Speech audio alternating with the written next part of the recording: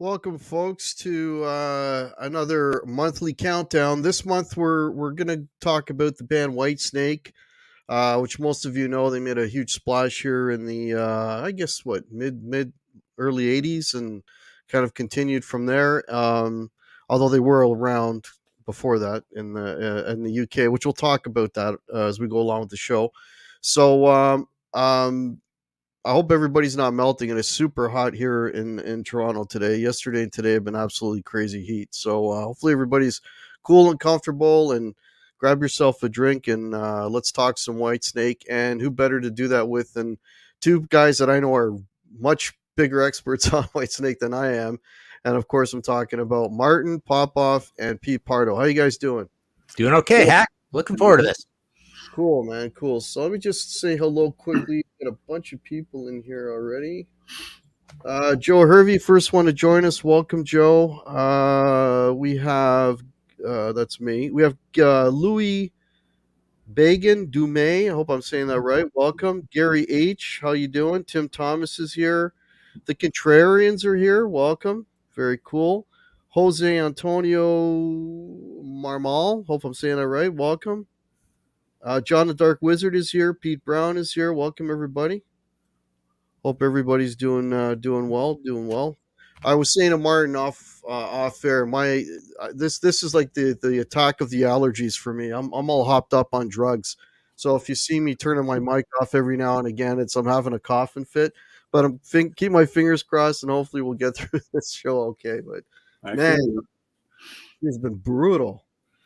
I don't usually get this bad. But anyways, so as usual, when we talk about bands, I like to go around and kind of ask everybody, what their first exposure to the band was, what got them into the band. So I guess we'll start with Martin. You're on this side, and we'll go down to Pete. So Martin, what was your first exposure to Whitesnake? I definitely remember it would have been that Frankenstein Together hybrid debut album that we got here in Canada. You probably got it in the States as well. I think it was just called David Coverdale's Whitesnake. Snakebite? Snakebite, yeah. So it was that cheapo looking EP from England and some other stuff or whatever. Anyways, it made a full Whitesnake album. It looked heavy as hell, we knew Deep Purple and all that stuff. So we knew what it was, but it wasn't particularly all that heavy or that impressive to us as angry young metalheads who did the math on every record to figure out exactly how heavy everything was. And that's all that mattered. So cool. What about yourself, Pete? Well, I mean, I was familiar with them because I was a Deep Purple fan before, so I knew Coverdale quite well. But here in New York, man, you couldn't find any Whitesnake albums in the record stores at all. It wasn't until, you heard of them, you saw them in the magazines, but no internet, you weren't going to go driving 2-3 hours to go buy stuff. At least I didn't.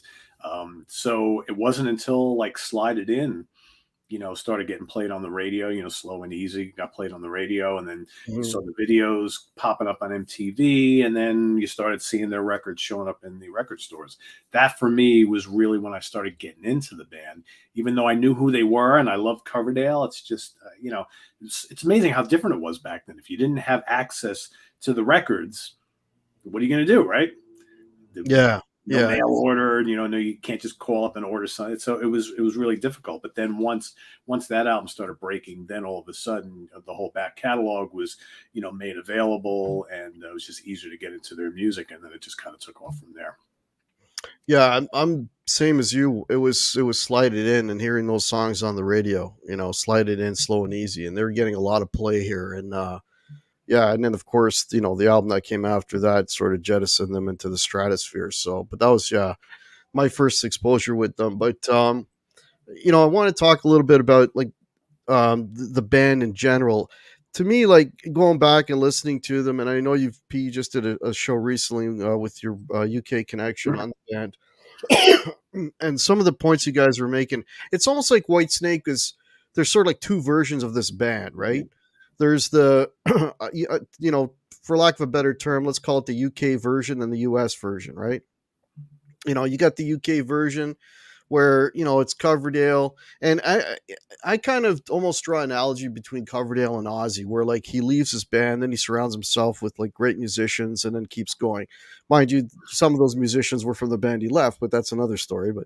But you know what I mean? He's always surrounded himself with great players, and carved himself out a great solo career on his own.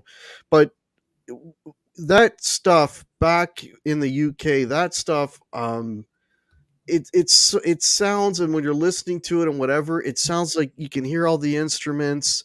It's so well produced. It sounds like a rock band, like a blues rock band, live off the floor, mic damps, like just a great rock band playing like extremely well at the top of their game. Well constructed songs. Dave Coverdale's got a fantastic voice, as we all know, right? And then you get to sort of slide it in, which is like really the demarcation point, and then after that, Slide It In had it a little bit, but not a lot. But then by the time you get to that 87 record, they become this behemoth, right? This super produced, super glossy, big drums, big guitars, big riffs, big everything, and more of, I guess, I don't know, heavy metal with the time, or harder rock, or I don't whatever label you want to put on it, but more in it kind of reminds me almost of the Heart production of that time period as well, like that kind of super glossy, very processed, heavy sound. It's almost like if you listen to like the 87 record and then you listen to anything before Slide It In, it's like night and day. You cannot listen to those records back to back. I don't know. What do you guys think about that? John Sykes. Yeah. That's the reason right there. I mean, Yeah. yeah. I think my views will come out as we go through the five. I think I'll touch down on some of that stuff for sure. Yeah, that's the big notice that I find going. It's so radically different. It's like two complete. Oh yeah, it totally is. And the crazy thing is, like most folks from the UK, that's the band they grew up on, that early, bluesier band. And to them, that's Whitesnake. And I totally get that. Right. And I think if they would have more exposure here, we might have thought a little bit differently about them. But most folks here in North America got introduced to the band with Slide It In and the Whitesnake album. And that's right. Drastically different. And so there's really no right or wrong. It's what you kind of were exposed to first. But I think what's really interesting is for most of us here in the States, and we'll talk about it today, when we had to go backwards and listen to the catalog from the beginning after we got exposed to the bigger, brasher, heavier Whitesnake. And there's some dynamite albums there. It's just different. So, but I know a lot of people who refuse to listen to anything after Slide It In, and I know some people who have never even heard the stuff before Slide It In. The previous stuff, yeah.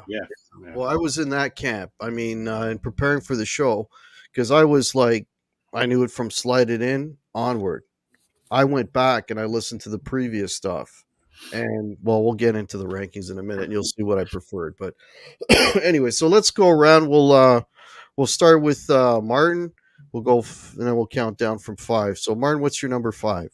Okay, so this was very surprising to me, because I've actually for a lot of years called this my favorite Whitesnake album of all time, and now it's at number 5. And I think maybe I was just trying to be cool or something, but the whole idea with kind of I'll tell you my choice first of all. Ready and Willing. So this is sort of like the blue blood purist sort of Whitesnake, where it's the third album proper. I feel like the fusion, the Pace Ashton Lord, the Ian Gillan band, the David Coverdale, the first 2 solo albums, wonky sound is being leached out of it. and through Trouble and Love Hunter, and you're getting to kind of the better songs, but you're getting a little bit of heavy metal, and the blues is still very traditional. I love Fool for Your Lovin' on here. I like this version way better than the later version. You get a really good Martin Birch production on it. A lot of trebles and lows and mids. Everything's perfect on it. I love the title track. Sweet Talker is pretty cool for an up-tempo rocker. She's a Woman. So yeah, for a lot of years, I used to say, give me the most purest version of the band, and then give me that band at the best. And I think Ready and Willing is the best from that. So yeah, from number 1 down to number 5, Ready and Willing. Cool. What's your number 5, Pete? And Martin, you are the epitome of cool. You don't need to try and be cool. Come on, let's be real here. And I'm right with you, man. Ready and Willing is my number 5 as well. Oh man, I had a really hard time with my number 5 because, spoiler alert, Love Hunter I like quite a bit as well. But I think I like this one a little bit more. And for all the reasons Martin just said, I think there's a good variety of material here. There's some good rockers, some bluesy stuff, a couple like little ballady things. Ain't Gonna Cry No More Today is a wonderfully catchy song. I mean, shit, that could have probably been a hit here if they would have, released that as a single. I 100% agree. Fool for Your Lovin' is so much better on this version. It's just absolutely great. Sweet Talker is killer. Title track is killer. She's a Woman, Black and Blue. Great production. Great. I mean, John Lord sounds fantastic on here. It's like, it's kind of, on these Whitesnake albums that he appears on, you don't hear him a ton at times, but on this album you do a little bit more. And I think for me, that's kind of extra special. But yeah, great twin guitars from Moody and Marsden. Just classy blues rock, British blues rock. So that's my number 5. Perfect. So I think we're gonna go 3 for 3 here, guys, because my number 5 is also Ready and Willing. Nice. You guys said it all. Martin Birch produced it. It sounds great. You hear all the instruments. Everything is there. I love the bass playing on this record. Neil Murray was the bass player on that. Actually, a few of their records back then. And holy shit, man, that guy's lines are just the way he weaves through the song. It's just beautiful, and you can hear all the bass, which can't be said for later on, but. And on those earlier records, man, you heard all the instruments and all the detail and information was there. Fool for Your Lovin', hands down a better version. The thing too with these guys is there's back then there was a lot of that. I don't know what you call like a boogie woogie, like Donna Donna, that kind of those type of boogie woogie songs that were real popular in the actually more like mid 70s. And I'm generally not a fan of the boogie woogie stuff, but these guys do it so damn good that it's like, holy shit, it just, and it's generally tunes that I normally wouldn't like, but with Coverdale, like Coverdale's got what I call the phone book voice. Like he could literally read the phone book and it would sound cool. He's just got one of those voices. You got like a driving beat and that guy over top, like you can't lose. I mean, it's just, so those boogie woogie tunes, I'm talking about things like, Sweet Talker, Black and Blue. Those are killer tunes that I normally wouldn't like. I bet you any other band did those, and I'm like, nah. But these guys do it, and it actually works. I like the mix of material on this too. There's some mid tempo and some more mellower stuff. Because I do like a variety. I don't want to hear like a bunch of rockers. I don't want to hear, kind of something that keeps your interest and doesn't give you ear fatigue as you listen through. Other highlights for me, the title cut is, Ready and Willing. These guys have a problem with the letter D. They don't like using D in any of their songs or albums. But, they like the apostrophe hack. Everything is She's a Woman is a great rocker. Probably my favorite song on this is Blind Man. Yeah. Good song. I love that song. It's kind of a slow burn, it kind of builds, and it's got some beautiful chords in it and some nice melody. And yeah, that for me is like I like songs like that. It's got like a lot of depth to it. Right. And, but yeah, man, Ready and Willing is a fantastic freaking record, which had I not done this show, I probably never would have gone back and listened to it. So that's one of the benefits of doing these shows. So. Yeah, it's interesting you bring up the boogie part of it because Martin, I believe you and I've talked about this in the past. There's like on some of these early Whitesnake albums, there's almost like this weird Southern rock thing going on, even though they're obviously a British band. I mean, if you were to like try and sell early Whitesnake to someone from here in North America who's never really listened to them, and maybe they like Skinnerd or Molly Hatchet or Blackfoot, and you play them some of this stuff, you got the slide guitars, dueling twin guitars, slide guitars, that kind of boogie element, right? Those emotional bluesy vocals. It's not that far removed when you really think about it. Yeah. Cool. Yeah. All righty. What's your number 4, Martin? It's funny. I did a podcast episode of History in 5 Songs on the honorary Southern rock albums, and I didn't think about Whitesnake. I think the biggest honorary Southern rock album is BTO1. I just play that whole thing and I go, I got to write something about this one day because this is immaculately a Southern rock album. Anyways, that's a different topic.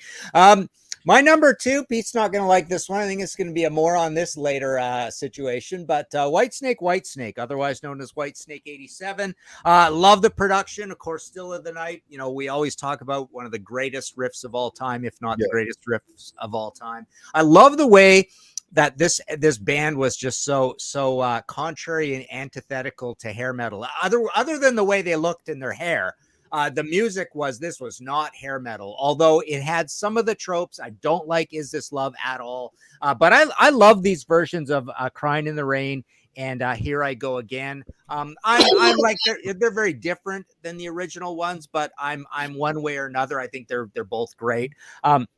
It's got some good heavy stuff on it. Children of the Night, Bad Boys. So this is pretty production wise. It's definitely way heavier and dirtier than you expect out of hair metal. But I mean, I suppose there are some tropes there, but I just love the way that they kind of like waded into this thing as old men and kind of like a put together situation, a bunch of British guys. And they just basically commanded a presence with this album because it was just so forceful. I guess the 1 or 2 negatives for me is it is somewhat corporate-y in a way. I mean, just the whole story of putting it together. And then also I just feel that there's a little bit of disjointedness to the heavy stuff being so heavy, and you've got an epic and you've got a rote power ballad in Is This Love, and you've got a couple of old songs, so it feels a little Frankenstein together, just like that Snakebite album feels a little Frankenstein together for me. And then we know the whole story about how complicated it was putting it together as well. And I also wanted to mention one last thing I noticed: Give Me All Your Love. So that one's kind of like a heavy metal shuffly song. Man, that's got a horrible guitar solo on it. Oh, it's so painful and screechy. It's like, what is he doing in this song? So I don't know what the heck happened to him there, but otherwise, John Sykes is a legend, and that's Still the Night riff. Absolutely killer. That's killer. That's my number 4. Cool. And 8 times platinum. Just wanted to mention it went to 8 times. Platinum. Yeah. Yeah. A lot of copies. Yep. Yeah. All right. What's your number 4, Pete? All right, I'm going to go back to one of the earlier ones, Saints and Sinners. Again, produced by Martin Birch, and this happens to have the early versions of Crying in the Rain and Here I Go Again. I love the Crying in the Rain from the '87 album and I like it on here too, but it's just so big and ballsy on the album that comes later. But man, this has got Young Blood, Rough and Ready. The title track is great. Bloody Luxury. Some people either love it or hate it. I kind of love it. Victim of Love is a great song. Love and Affection, really cool vocal from Coverdale on that. The title track, Saints and Sinners, is absolutely killer. Then you got some little mini anthems like Rock and Roll Angels and Dancing Girls, which is kind of fun, kind of silly. This is not going to win any awards for lyrical content, but I think you could probably say that about most of the Whitesnake albums. We're on that coming up. Yeah, I know, right? But I mean, that's Coverdale for you, right? It's what he likes to write about, sex and more sex, right? So that's his deal. But I mean, for me, this is just a really fun, listenable album with a couple really great anthems, and it's hard to deny that how great a song "Here I Go Again" is, and for most of us here in North America, we kind of all know the Americanized version so well, but the original British version is really, really good too. A little bit different, little bit different. It's a little different, yeah. Yeah, you know, singing about hobos and whatnot, but it's definitely cool. But yeah, that's my number 4, Saints and Sinners. Cool. So my number 4 is, I'm going back again. Come and Get It. So this came out in '81. Same lineup as Ready and Willin'. Martin Birch producing again. Got some hooky stuff in there. Don't Break My Heart Again. That would have been a hit single if that had come out here. Yeah, that was, yeah. So they were kind of headed that way a little bit here already. But lots of great bluesy rock stuff on this. Hot stuff. Lonely Days, Lonely Nights. That riff is, I love that riff. And then again, the boogie woogie, man. Women, Wine, and Song. Again, no D. But that, you know, I mean, with that, you know, the piano, and it's just, and then he's belting over top. Like, man, that's just, it's killer. These guys crush these boogie songs, and I don't like boogie songs, but they do them so well. Probably my favorite song, the whole thing, is Hit and Run. Love that. Again, no D. Hit and Run. That's probably my favorite track on here. Till the Day I Die is killer. Another great song. You know, strong album, variety material.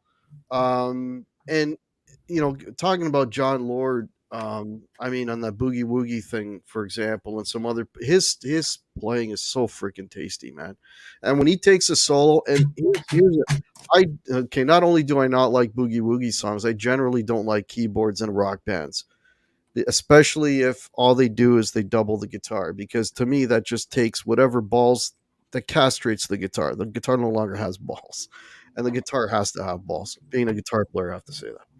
But but when you've got a keyboard player that's playing an accompanying part or different lines to sort of embellish, which John Lord does, or just rips a solo on the keyboard that is just as good as anything you play on a guitar, I'm all for it. And I mean, I don't have to mention how great a keyboard player John Lord is, but oh yeah, coming from someone who doesn't generally like keyboards in a band, he is absolutely stellar in this band. Absolutely stellar. So I had to mention that. But yeah, great record.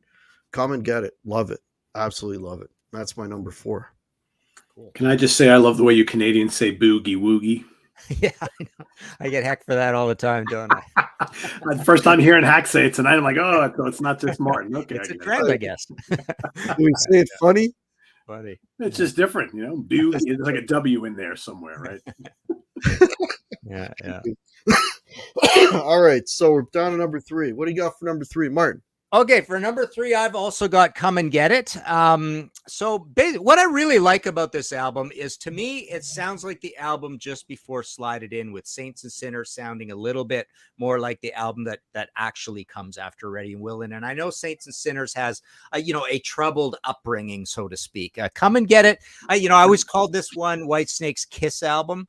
And I think this one and Slide It In have that similarity to it, like just the big blocky chords. Before they become the monster on Whitesnake 1987, they've got this sort of stripped down big power chords thing, and you really hear that in the opening track, Come and Get It, which to me has a little bit of Since You've Been Gone in it. Head East, Russ Ballard, Rainbow, right? But it definitely has that big blocky chords thing. I really like Hot Stuff, kind of a fast one. Don't Break My Heart Again. Same sort of thing. It reminds me of a little bit of a cross between Gambler and Standing in the Shadows. Wine, Women, and Song with the boogie, the barrel house piano thing. Child of Babylon, big, cool, kind of bluesy epic. They've done a few of those, which provide or combine the mellow stuff with a heavy part or bluesy part, and David Coverdale does that so well. So this one is just one of those that is kind of like effortlessly likable and pretty dumb.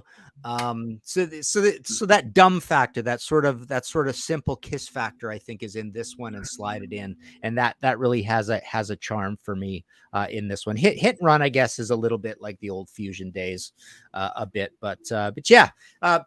I think you're back to the sort of mid-rangey Martin Birch sort of recordings on this. It's not as full-blooded as Ready and Willin'. It's a little tight and in the middle, like the two Blue Oyster Cult albums or Heaven and Hell. It's a little bit like that. But yeah, I just find this one, the heart tells me you got to pick this one, even though, it's not the most intellectual of Whitesnake albums. But yeah, it's a Kiss album. And for that reason, I like it. Cool.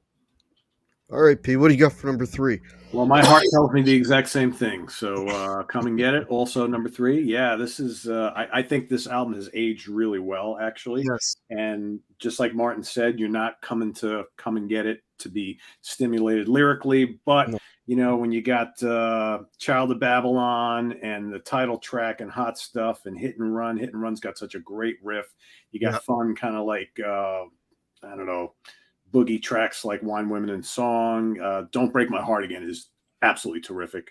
Absolutely terrific. Until the Day I Die is a great closer. So yeah, this is just good, fun, raucous, up-tempo Whitesnake. It's bluesy, it's hard rocking.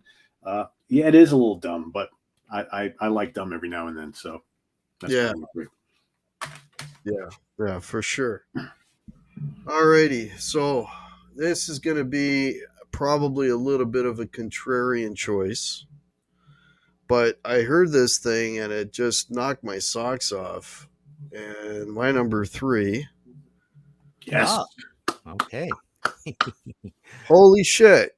Nice. Oh my God. This is like 2011, right? This is Red Beach and Doug Aldrich, right? 2 of my favorite freaking guitar players.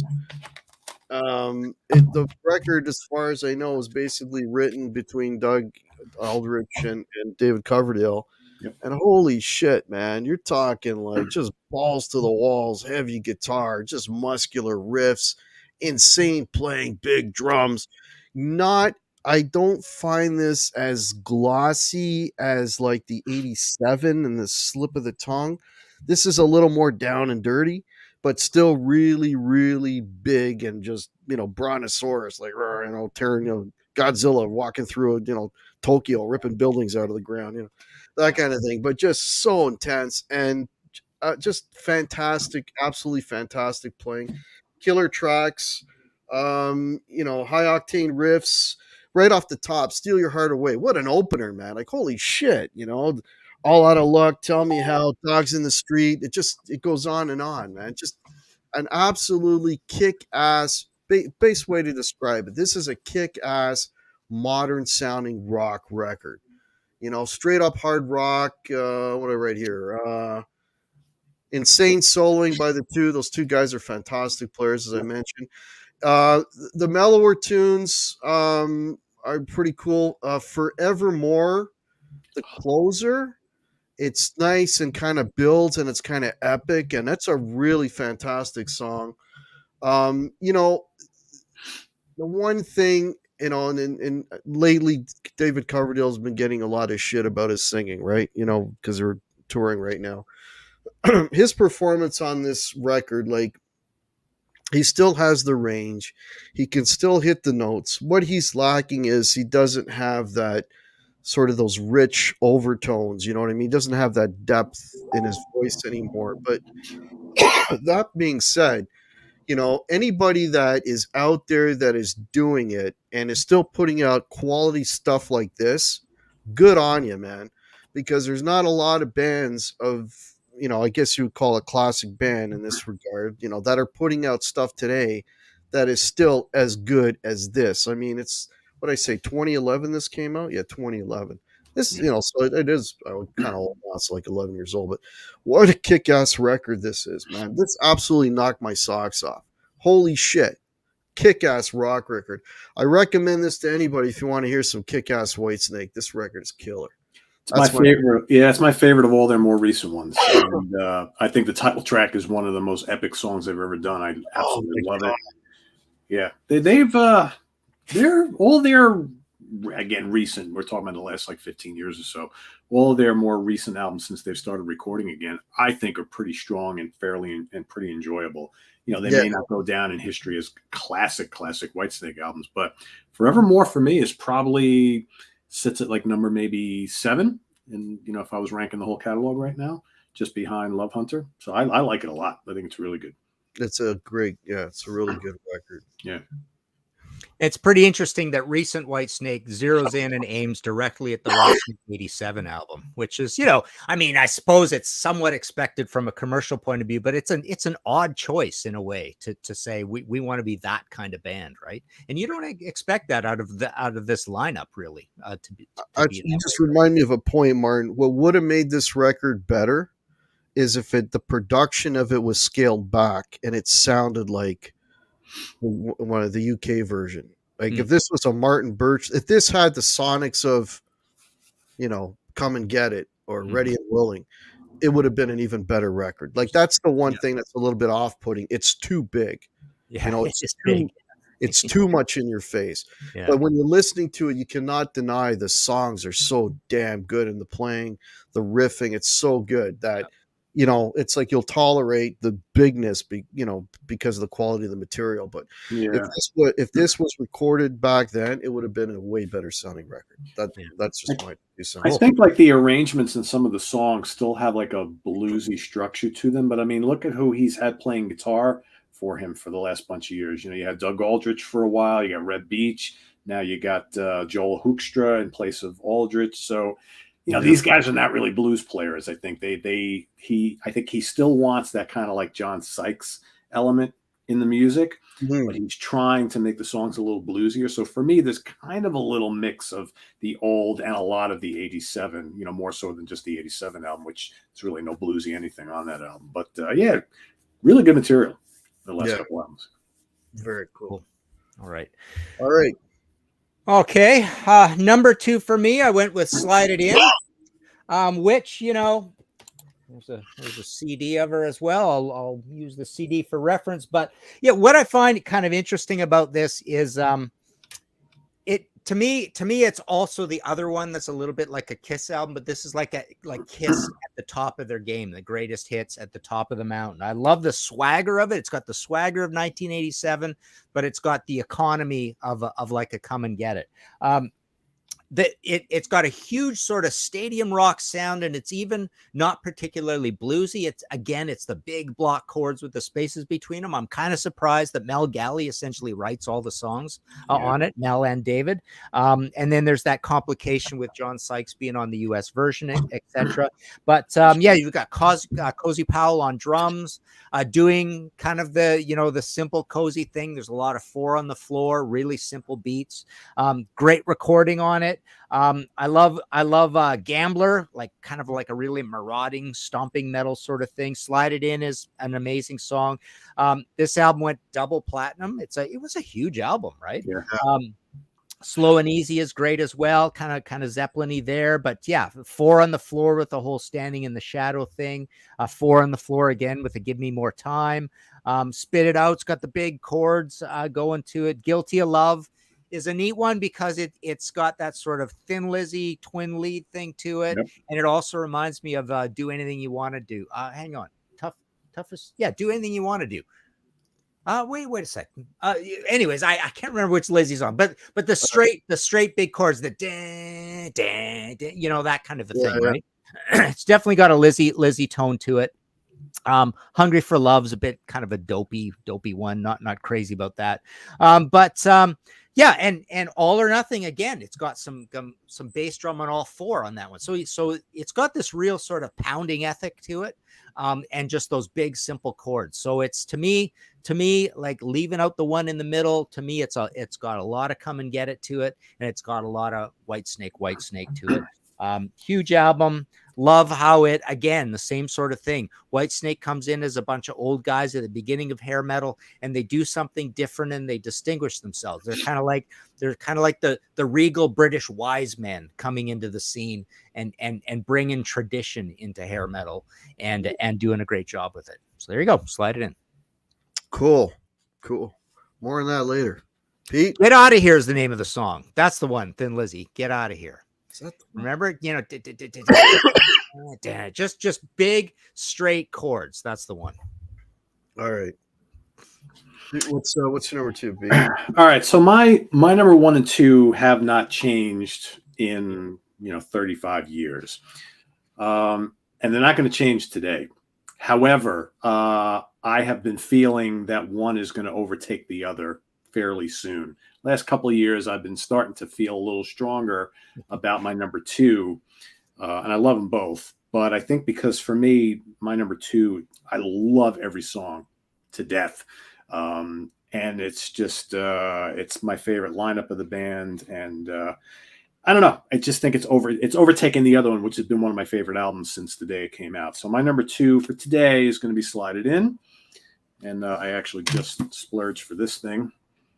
So Slide It In anniversary box set. So, and for any UK folks who are watching, I still do like the US version better because that's the one I grew up on. That's the order I like. I like it with Sykes on it. I obviously have the other one too, and that's great as well. But I prefer the US version. But yeah, everything that Martin said, just classic song start to finish. Great playing, great production.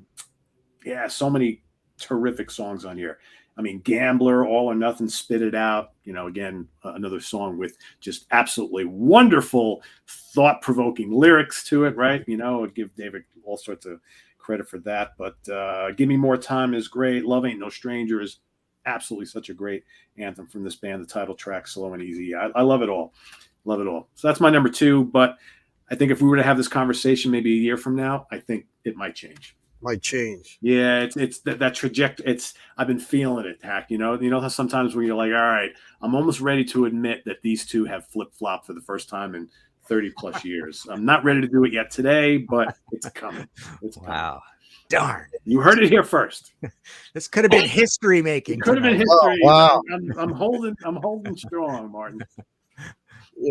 Speaking of that, my 2 and 3 almost flipped just before I went on, and I'm like, no, I'm gonna stick with it. But I think my 3 should have been 2, and my 2 should have been 3.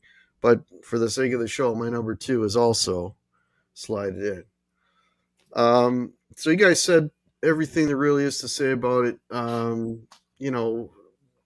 Produced by Martin Birch again, transition album. Their first record contract. When they get the record contract in the U.S., and I'm talking about the U.S. version here. I've actually never even heard the UK version, so I should probably may like it better. Who knows? But there's just so many good songs on it that it's undeniable. I mean, Slow and Easy is just Slow and Easy, and actually Slide It In are like the perfect rock songs. That's like, you can't do better than those two songs for me. Gambler is a great opener. You guys are talking about lyrical content. Yeah. I wrote down a note here for David Coverdale should win the Uncle Ted Lyric Award for the song Spit It Out. Yeah. Because I think he's got to spit it out as well, doesn't he? If you don't like it. It's funny you mentioned the Thin Lizzy thing, Martin, because before we went live, I'm listening to that Guilty of Love, and I'm like, man, that's a Thin Lizzy song. What song is it? And I went and I searched, and I couldn't find the song that it was, but it is the twin guitars and even the melody line and the chords in that. It's a Thin Lizzy song, and I think you nailed it. Because I couldn't find it. I'm like, I heard it in my head, but I couldn't find what Thin Lizzy song it was. But I think you nailed it there.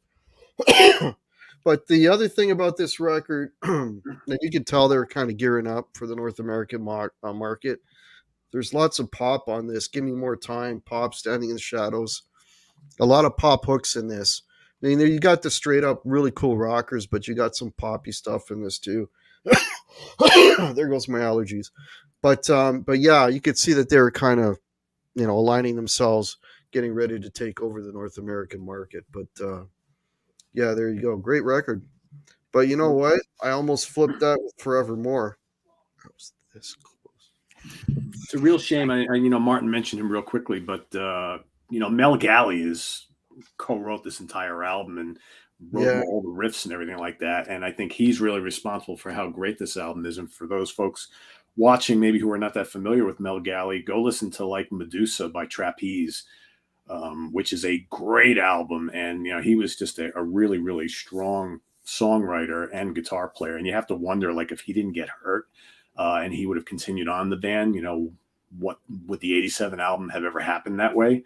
It's weird to think about it, because I think that album was his baby pretty much. And then he couldn't enjoy any of the fruits of it, sadly. Yeah.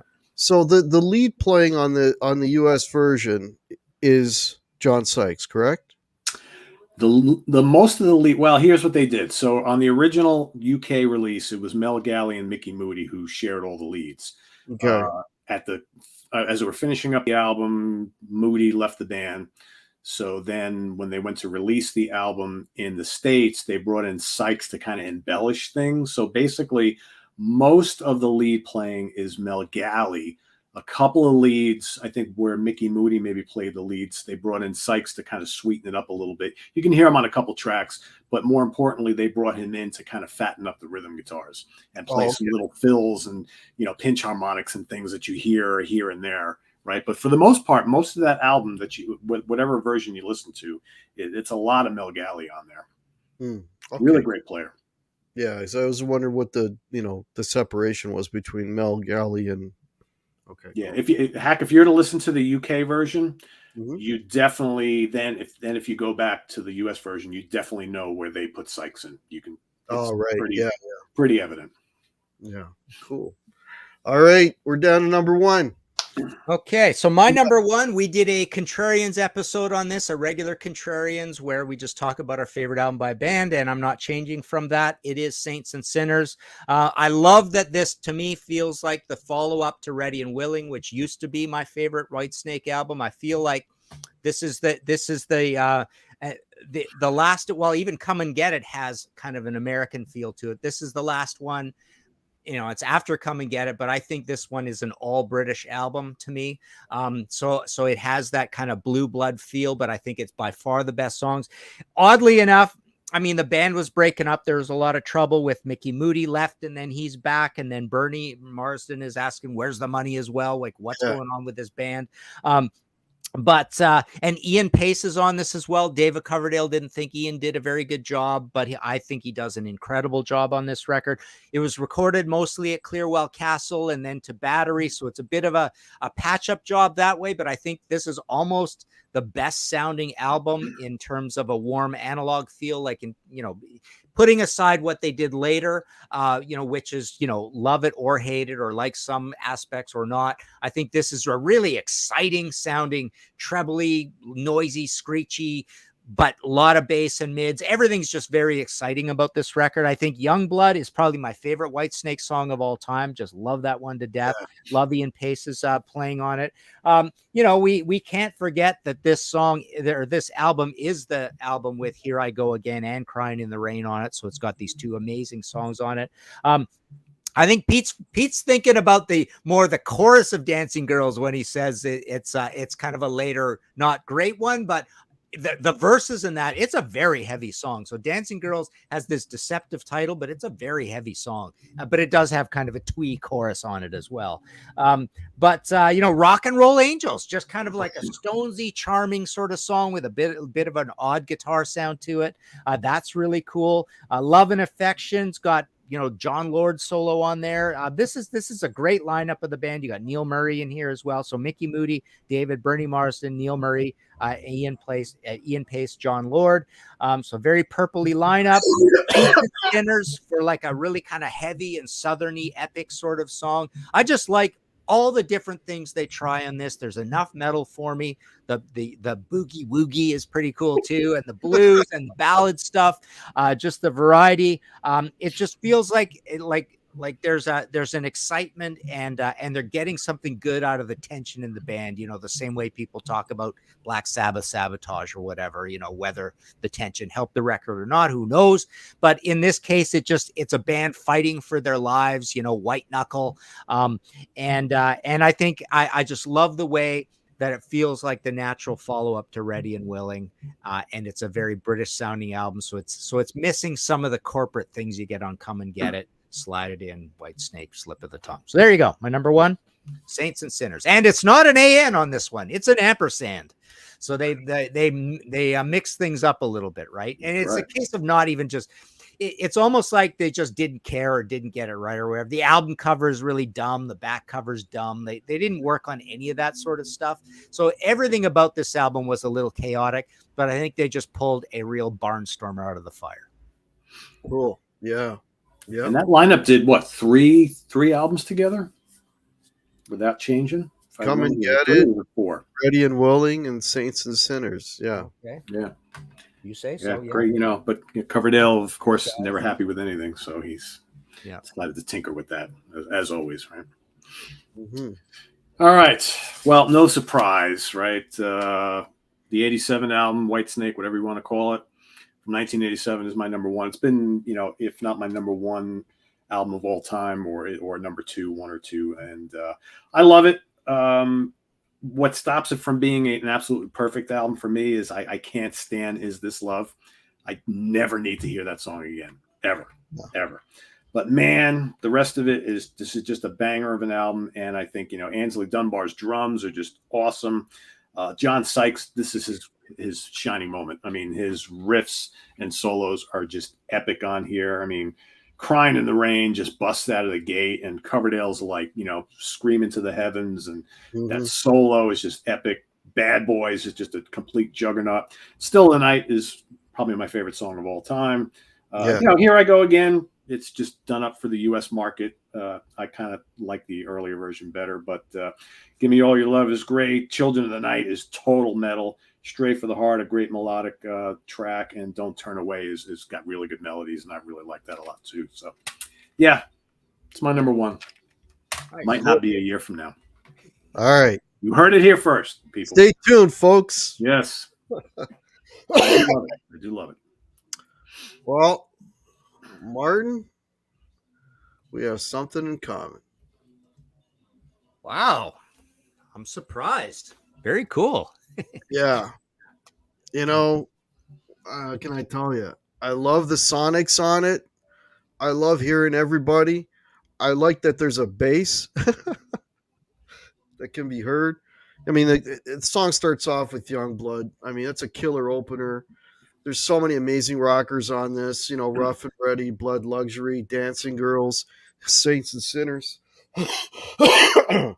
One of the coolest, most different sounding riffs on this is Rock and Roll Angels. That riff, it does something where it turns onto itself that I just, wow. I got to learn how to play that riff. That's amazing. It has Crying in the Rain, and Here I Go Again, which were, of course, later redone. Crying in the Rain, I much prefer this version. It sounds so much more like a band. You can clearly hear everything. It's way more bluesier sounding. It's a great. It blows the other version away to me. And I love the chorusy guitar. You actually hear a nice chorusy guitar on Here I Go Again. Instead of layers of keyboards and whatever. But it's a kick-ass record. Same lineup as like we talked about before, the previous two records, and I just love it, man. That when I went through listening to this stuff, I just kept getting blown away by the earlier stuff. I just love that stuff better. I like hearing a band.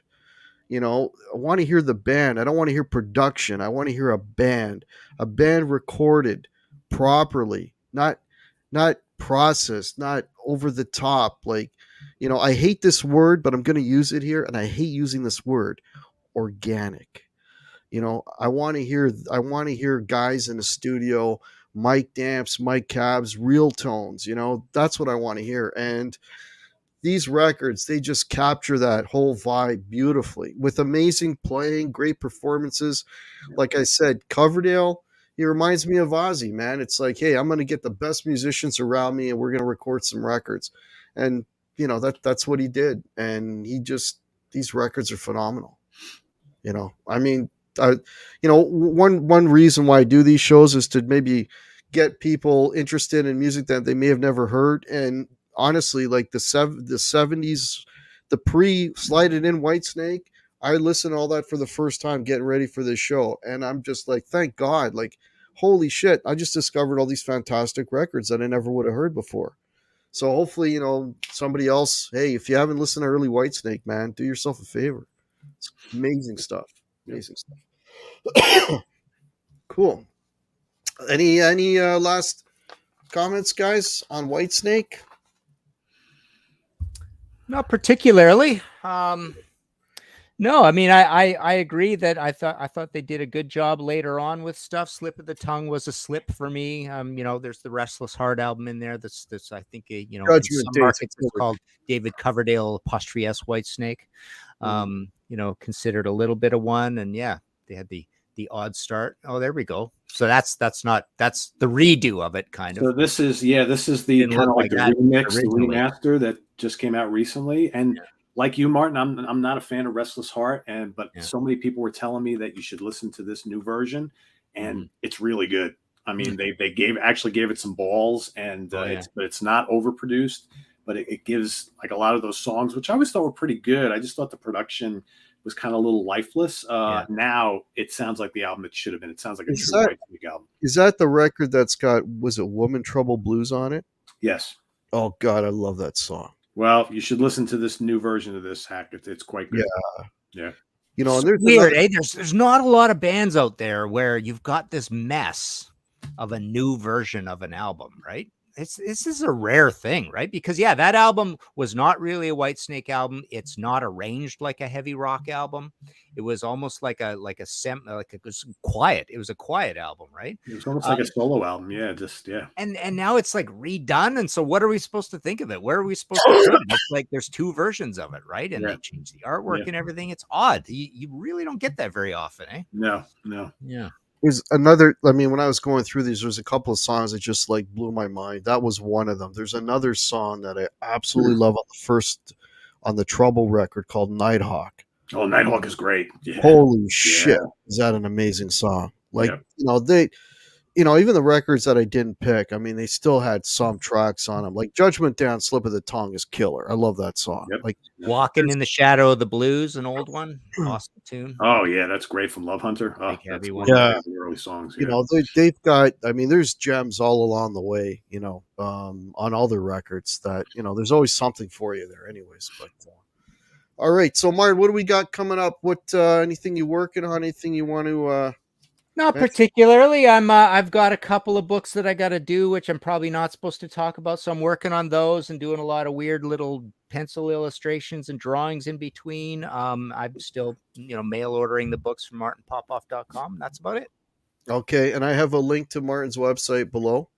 And one day the old Whitesnake book might come back in print, but I have to update it to be able to do that. But this is long out of print from a UK publisher, but I think possibly my other UK publisher, Weimer, we'll probably one day do a deal to put this thing back in print. That's a good book. I enjoyed that book Thanks. a lot. Pete, what about yourself? Well, speaking of Martin's books, this just hit my mailbox today, so I just want to show it off. But Martin's upcoming David Bowie book, so I will be diving into this and reviewing it on Sea of Tranquility in the weeks ahead. So stay tuned for that.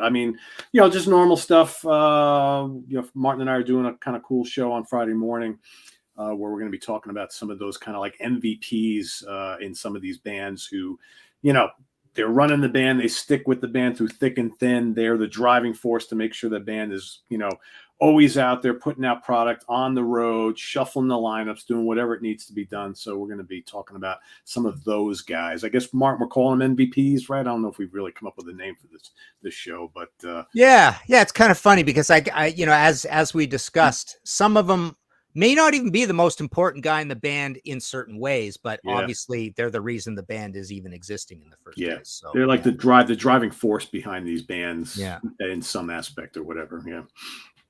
Yeah, MVP is a good one. It's nice, short and catchy. It's probably the way to go. Valuable player, yeah. So I want to first I want to mention I have a lot of people that watch my channel. Over 70% of people that watch my channel are not subscribed. So if you would consider subscribing to the channel, that would be fantastic. thumbs up the show. That would also help a lot. Other ways to support the channel, if you check below, there's links to Guitar Hack merch. I've got, got hats like this, t-shirts, mugs, hoodies, all that kind of stuff. There's also a PayPal down there. That would be much appreciated. And I have a Guitar Hack Facebook page, Guitar Hack Facebook group, and my channel. If you're a guitar player, there's all kinds of gear reviews, all kinds of original music. There's a lot of stuff here. And I think with Martin and Pete and otherwise, I've probably got, I don't know, at this point, I'm probably like around 30 review shows. So go check those out. They're all on my separate playlists. That would all be much appreciated. I want to thank everybody for checking out the show and hanging out today. And hey, man, go listen to some Whitesnake. Hopefully we made some of you a believer. All right. Nice. Great. Okay, guys. So hang out for a bit, guys. There you go. Love Killer. There you go. Another politically correct record cover. I still remember the day I came home with this on a shirt, and my wife was like, "You're not going to wear that out, are you?" I'm like, "Yeah." It's like, but it's like a snake coming out of a woman's butt. I'm like, "Ah." Yeah. What says rock and roll more? Yeah, right. Okay, folks. Thanks, everybody. Guys, hang out for a bit. Cheers, and we'll see you next month with another band. Take care. Goodbye.